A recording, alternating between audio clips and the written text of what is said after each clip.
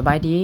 หนึ่งในที่กับจอกหน่อย EP นี้ก็อยู่ที่แผนกวัฒนธรรมและการท่องเที่ยวแขวงจำปาสักซึ่งทางโรงเรียนวิจิตรศิลป์สันกลางได้ร่วมกับบริษัทพัฒนาแหล่งท่องเที่ยวน้ำตกตัดเหยื่อง